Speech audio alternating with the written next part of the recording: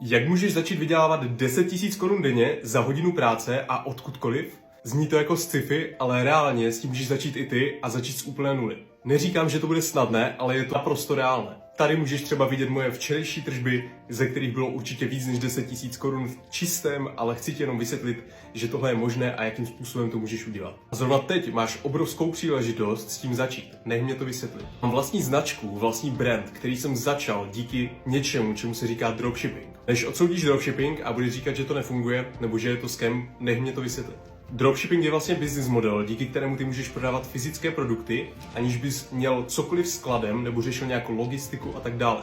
Vlastně veškeré riziko, nějakou velkou investicí jde totálně mimo tebe, protože ty vždycky řešíš jenom marketing a tvůj e-shop.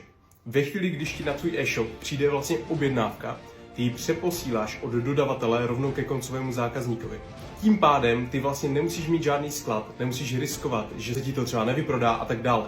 Není tam vlastně žádná investice předem do toho tvého biznisu, kromě založení e-shopu a maximálně nějakého marketingu. Avšak ten díky dnešní obrovské příležitosti můžeš řešit úplně zdarma pomocí TikToku. Se organicky videa šíří úplně zdarma a můžeš tím prodat svoje produkty nebo služby. Dropshipping má samozřejmě strašně moc nevýhod, ale pro mě je to způsob, jakým ty začneš podnikat online, otestuješ si, co funguje, naučíš se základní principy online podnikání, marketingu, jak vybrat produkt a tak dále. Na základě toho vyděláš první peníze a ty potom můžeš reinvestovat do skutečné značky a rozjet firmu, která může mít skutečně obraty takové, že nemusíš vydělat 10 000 denně, ale klidně 100 000 denně.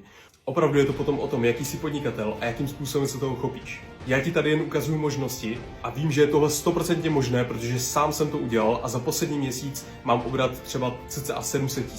Pokud si chceš zkusit dropshipping, mám pro tebe kurz úplně zdarma, stačí, když se mrkneš ke mně na profil a proklikneš se do odkazu. Sleduj mě pro více tipů.